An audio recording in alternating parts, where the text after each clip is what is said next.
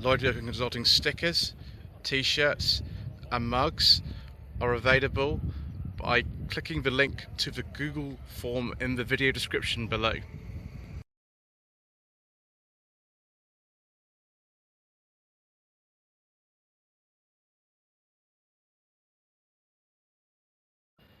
Good morning. Today is the 30th of May and this is Duncow in a place called Dunchurch, which is just near Rugby, where I've been staying. I haven't come back from the Furious Driving Social at the Motorist, which was a couple of days ago now. I had a car to film actually in the area, so I decided to stay down here, which has been rather pleasant actually. This is my mother's 2017 Mercedes-Benz C200 Sport Premium Estate. Premium, I think, is just like an option package that the cars came with. I think most of the time they were just called a Sport, but if you look on the DVLA website, it says Sport Premium. My mother doesn't actually drive anymore.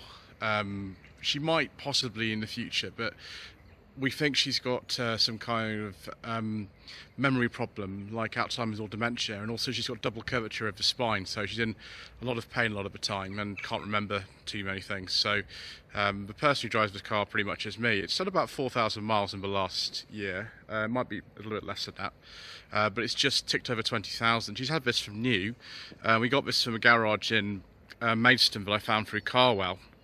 It's one of the first jobs I ever did actually as an independent vehicle consultant, was sourcing this particular car.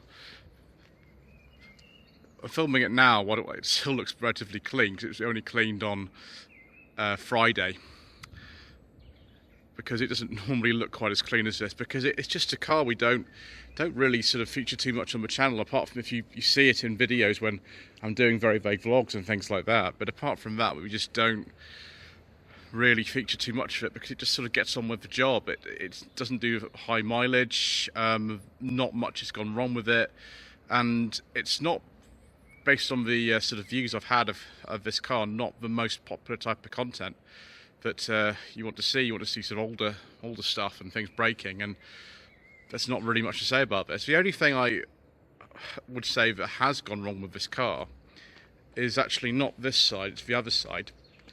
These are the only two parts that have been replaced on the car, apart from routine servicing, is these two tyres. Because this one went flat, having not been used in some time. I drove it, I think, March 21. When things eased up a bit, I decided to take it out. I hadn't been using it, and that tyre was totally flat, which was a bit annoying, because there is no spare tyre in this car. Mercedes-Benz do not give you one.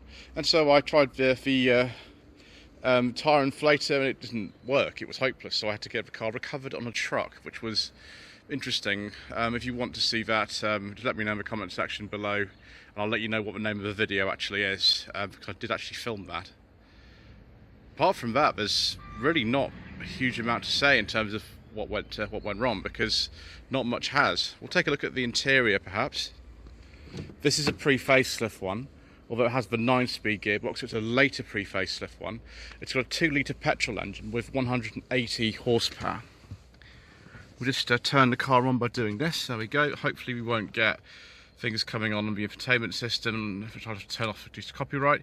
Whilst that boots up, 'cause it does take a while, we'll just look at the fact we've got sort of cup holders down here and things. Oh good, it's not gonna sort of come on, that's brilliant, so that won't produce any copyright infringement. 12-volt socket is down here. My mother's got kind of random bits and stuff, because this is still her car, even if she doesn't actually drive it at the moment. So there's lots of random things in here, which is the way that she sort of wants it really, so we'll leave it like that. USB ports are down there, which is quite handy. There is also an SD card slot there, which I think is for the sat-nav. Being 5 years old, this system looks remarkably out of date. It's amazing how quickly this kind of thing happens. I'll just flick it onto the nav when that loads. I'll close that, which makes it look very nice. So we use this Mercedes-Benz command system. That's command with just one M, and we can see on the map where we are. It should come up as Dunchurch. Oh, for a fashion, there it is. We are in Dunchurch. Although it doesn't need to say exactly where we are. Yeah, well, we must be, because there's the A45 and M45 and all that sort of stuff, so they're just there. So there we are. We can go on to media, but it won't connect to anything. I haven't actually got that set up. Telephone's not set up either. It's ready for that. The radio, hopefully this won't produce all kinds of sort of sound. Radio 3, of course. Right, we better turn that down. This is my mother's car, of course, it's on radio 3. You would expect that. We'll go into this sort of display here. I think that's sort of most of things. We'll look at the car settings whilst we're here as well. There is a degree of customization that you can have on this acoustic lock feedback. Actually, I'm going to turn that off because I don't actually like that. I'm going to turn that off because it means when you lock the car, the horn beeps every time. I don't like that. Awesome, easy entry. I don't actually remember what that does. Oh yeah, it moves the steering wheel up when you get out. I like that. Ambient lighting brightness, ambient lighting colour. You can have various colours. It's currently on sort of yellow colour. We'll just go and to select it. There we go. We can go on to polar or neutral. We'll put it back onto yellow just because it's always been on that. Interior motion sensor, I think that's to do with the alarm. Tyre protection, I don't actually know what that does. You'll have to maybe tell me in the comment section below. And then we can go back. If we want to see some of the other settings, we see the dynamic settings, which are considerably more interesting than those. And it moves back, and so we go for dynamic select, and this gives you the option to have various driving modes. I always drive it in eco. You can have it in manual, that's for the gearbox. Actually no, you can configure that if you want to. Sport Plus, that's what Mr. Richardson, when he reviewed this car on Furious Driving, drove in. Sport, Comfort was default one, and then eco. I always drive in eco. Then we have the steering. I have it in sport, but it's always too light. Even in sport, there's only two settings: there's sport and there's comfort. Auto stop start, that's self-explanatory really. And then the climate control, I think we've got it in eco. I probably should change that actually, because I'm finding it when I'm driving along is just a little bit too weak at this time of year, so I probably should change that, shouldn't I? Consumption, the car's actually done remarkably well recently. You can see on that graph it's sort of pushing up the upper edge of the thing, although it is far better to look at the consumption on that setting there. The owner's manual, there is a digital owner's manual. I won't go into that because we will be here for absolutely ever if we go into there. As you can see, it's not really enjoying that very much. We'll go onto this screen instead and leave that to catch up with stuff. There you go, it has come back now. Yes, owner's manual, time, that's clock, vehicle, so we've done that. Right, we'll look at the screen then here. I don't know if we need to turn the car on to see this. No, we don't actually. So there you go, it's done over 20,000 miles, 20,308. It's not showing me my instant readout because I haven't got the engine on. That's the eco display that sort of comes on to show you how economically you're driving. I don't know why it's saying 2.8 miles per gallon when I haven't actually turned the engine on. That's really strange. But since I filled up, I have done 431 miles. And I've done about 43.4 miles per gallon overall, although at some point I've seen that up to like 48, 49. So it's actually relatively economical for a 2-litre petrol engine. You just got to stay out of the city, in which case you'll see that figure sort of plummet down. We've got things like the volume controls for stereo here, hands-free, sorry, voice command. I never use that. I never use that on any car. Those for the telephone there. Back button, home, and those are just sort of scrolling up and down the menu. There's one thing that's conspicuously absent in here, and that is anything to go forward and back on the stereo. You have to use the jog wheel here to actually do that, which is really strange. I don't know why Mercedes-Benz think that's a good idea. There's also a drive mode selector here, which is the same thing as it does in the protection system there. That's for turning off parking sensors. There is the auto stop start, turning it off. Volume control is actually here for the passenger or something, and that's for turning the whole system off.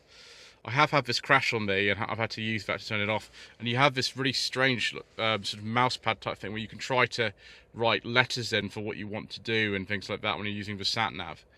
But yeah, I mean, that's not very good, is it? There's the one skip button you can get, but that's really hard to press. I can't remember what these star things are. I think it's so you can configure it to your individual taste or something like that. These controls are for heating and ventilation. They're very, very, very small, and they're very, very, very sort of close together. So after 5 years, I've worked out how to do it without having to look at it too much, but that has taken me a long time. Dual zone climate control, of course. Glove box is pathetic actually in this car. You can't even hold the manual in it. It's useless. Door bins are actually very big. You can see all the kinds of random stuff my mother's put in there over the years. Because it's a Mercedes, the wiper stalk and which will just wipe now, there we go. The wiper stalk and the indicator stalk are one thing. That's been the same for absolutely donkey's years. Cruise control stalk is this one, and that's the steering wheel adjustment. So it's actually very confusing here, unless you're used to it. You sort of trying to check, you know, indicate with the cruise control stalk and things like that. But that means that the gear lever is actually this thing here. You couldn't get in this country a manual C-Class in this generation. It's called the S205, or the generation as a whole of W205. It's stated the S205. The manual gearbox, I think, is like sort of here somewhere. I can't remember. Handbrake's an electronic thing down there, and the auto lights are sort of always on, just the way that it is. Engine stop starts there. And these are the heat controls. Very sensible place actually for the electric seat controls on here, because you can just sort of operate them on the door before you get in. Although this is quite low on the door, you have to work out where that is, because you expect that to be higher up, but it's not. Power folding mirrors, electric windows, of course, it's all that sort of stuff. One thing I will show you is the real lack of legroom in this. I mean, I'm only 5'11", and that's my driving position, and I don't really have any room at all. I just don't have it, which is awful, really. And the manual goes in sort of there because it doesn't fit in the glove box. There is a blind here, which is useful if it gets really, really sunny on the panoramic roof. You can open that little crack, but it doesn't open all the way. Armrest, of course, this is Artico leather, it's not real leather. And then there's some things in here you can put, you know, whatever you want to put in there, and some cup holders. Some bits of this car feel really high quality and some bits don't. It's very strange. There's the little sort of robot face thing, which is the rear climate controls. More door bins, and we have some sort of soft touch materials on here, more Artico leather here, and then some sort of, I don't know if it's real or fake aluminium. It might actually be fake, I don't know. Right, let's take a look at the boot, shall we? So, electric boot opening. If you're very lucky, sometimes it's the load cover on these kind of bits here to the top. I mean, I'll do it manually, but sometimes it will do it for you. I suppose it depends how much stuff you've got in here. It's not the biggest boot, actually. I've got my merchandise in here as well. But it's not the biggest boot, actually. I think it's about 430 litres, which for an estate car is really terrible, actually. No spare wheel under there, as I've said. Not much else to say. It fits stuff in okay. You can fold the seats by doing that. I'm not going to use those today because I'll have to sort of clamber in and sort of get them back, but that's what you can do. And there's the electric boot release to lock the car after having closed the boot as well, which is good. And two little handles if you want to close and open it manually. I think there were some models which didn't have the electric boot. And of course it's slow like everything else. And lots and lots and lots of parking sensors on the side there. And it's a reversing camera there. It's alright, reversing camera. Fortunately, someone in an airport car park who was doing valet parking for my mother managed to scratch it, which is really annoying because that's probably a piece of damage on the car. Right, I think finally we better look at the engine. There's not an awful lot to see under here, really. Most of it's all covered up. I've got things like the place to jump it, because this actually has a battery. I think it's either underneath the rear seats or in the boot in this car. That's for the air conditioning, windscreen washer fluid. Coolant is here. It's a black tank, so you can't actually see very well what the level is unless you look sort of down there, which isn't great. I don't know why, but this car's all developed this sort of ring around the oil filler cap. sort of mist. I don't know what that is, but everything else is covered up. There is a cabin air filter in here somewhere and things like that, but not an awful lot. Don't go to the main Mercedes-Benz dealership unless you need to, because the prices are ridiculous. I think the first year service was like 400 and something, and the third year service, we had to stay with them until after the third year, because this car was bought on a finance agreement and it meant that you had to. The third year service, the MOT was about £700, and you had to pay for a courtesy car, which is absolutely ridiculous.